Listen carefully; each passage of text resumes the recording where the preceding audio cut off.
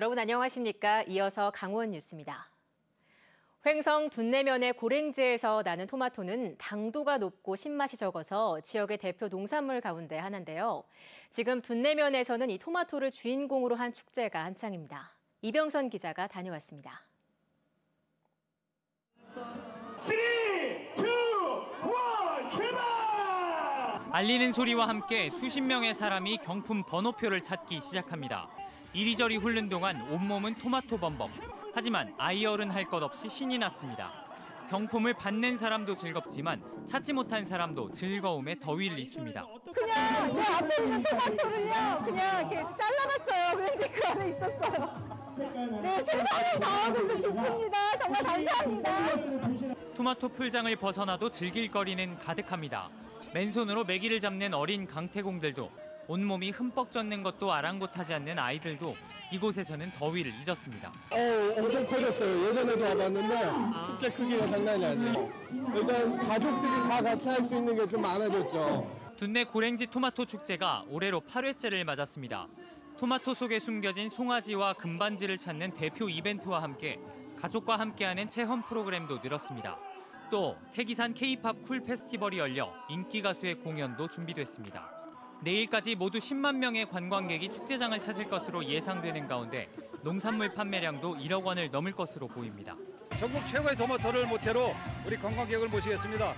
비서도 즐기시고 또 우리 토마토 풀장에서 황금 반지, 행성 한우를 찾는 행운도 잡으시면서 정말로 가족과 함께 3일 동안 마음껏 즐기고 가십시오. 잘 익은 토마토와 함께 더위를 날려버릴 둔내 고랭지 토마토 축제는 내일까지 둔내 종합체육공원 일원에서 계속됩니다. MBC 뉴스 이병선입니다. 양양군 물치 농특산물 판매장이 2년 가까이 문을 닫고 있습니다. 양양 전통시장 인근에 만든 웰컴센터 특산물 판매장도 임대사업자를 구하지 못해 운영이 늦어지고 있습니다. 황병춘 기자입니다. 양양군이 6억 9천여만 원을 들여 1998년 강현면 물치항 주차장에 지은 농특산물 판매장입니다. 한때 한우 판매장, 횟집, 연어 음식점 등으로 사용됐지만 경영난에 문을 닫기 일쑤했습니다.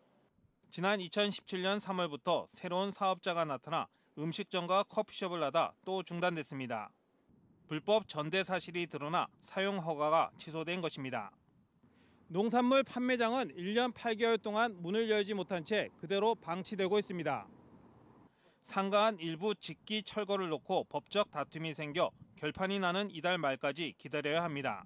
비면은 그다음에 이제 우리 군 계획은 어차피 지금 이제 거길 리모델링은 했으니까 다시 또 재공고해가지고 이제 또 임대를 해야죠. 예. 양양군이 양양 전통시장 인근에 조성된 웰컴센터 2층에 마련된 농특산물 판매장입니다. 임대사업자 찾기에 나섰지만 5차례 입찰이 모두 유찰됐고 1년 임대료는 40%나 떨어졌습니다. 양양군이 많은 예산을 들여 개선한 농특산물 판매장이 재구시를 못하고 있습니다. MBC 뉴스 황병춘입니다. 속초의 한 해안도로에서 술을 마시고 바다에서 수영하던 30대 남자가 숨졌습니다. 오늘 새벽 1시 22분쯤 속초시 영랑동 등대 해변에서 친구와 함께 수영을 하던 경기도 수원시 34살 박모 씨가 테트라포트 아래에서 숨진 채 발견됐습니다. 해경은 박 씨가 술을 마시고 바다에 들어갔다 변을 당한 것으로 보고 정확한 사고 경위를 조사하고 있습니다. 최근 10경기에서 1패를 기록하며 상승세를 이어가고 있는 강원FC가 내일 저녁 8시 서울 월드컵 경기장에서 FC서울과 맞대결을 펼칩니다. K리그1 4위에 오른 강원FC는 구단 창단 이후 최초로 아시아 축구연맹 챔피언스리그 진출을 목표로 하고 있습니다.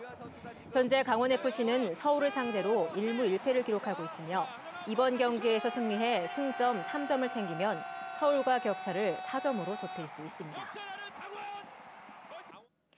올여름 도내 해수욕장 가운데 최초로 운영됐던 속초 야간 해수욕장이 오늘 폐장합니다. 속초시는 지난달 27일부터 보름 동안 저녁 6시부터 9시까지 야간 해수욕장을 개장해 하루 평균 1000여 명이 이용한 것으로 분석했습니다. 야간 개장 기간에 큰 안전사고는 없었고 투광 등 가동으로 백사장이 밝아 쓰레기가 많이 감소한 것으로 나타났습니다. 속초시는 야간 해수욕장 운영 성과를 분석해 내년에도 차별화된 피서객 유치 전략으로 활용할 계획입니다. 휴가철 증가하는 쓰레기 혼합 배출 문제를 해결하기 위해 생활 폐기물 수집 운반업체에 대한 지도 점검이 실시됩니다. 원주시는 모레부터 닷새 동안 관내 쓰레기 종량제 봉투 수집 운반 용역업체 6곳을 대상으로 폐기물 적정 수집 여부를 집중 점검합니다.